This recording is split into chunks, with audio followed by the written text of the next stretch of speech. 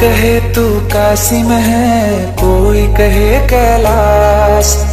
जय शिव जपत जमाना भा जाला बढ़ा तू रोज। मेरे लिए तो सबसे पहले मेरे भोलेनाथ।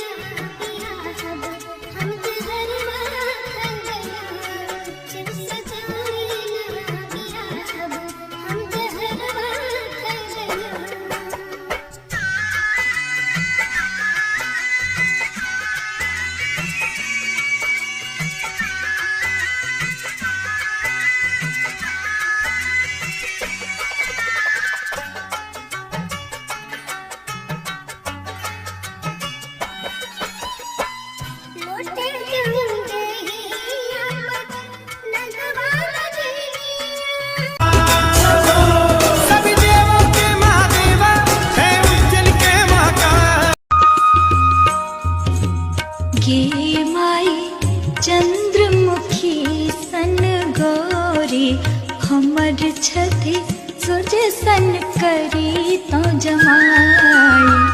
गे माई चंद्रमुखी सन गौरी, हमर छथि सूर्य सन करी तो जमाई। नारद के हम आशुतोष शशांक शेखर चंद्र गौरी। कोई कहे तू कासिम है, कोई कहे कैलाश।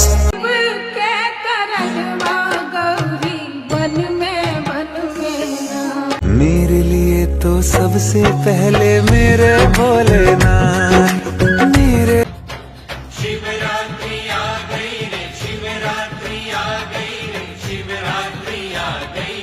शिव जपत जमाना भा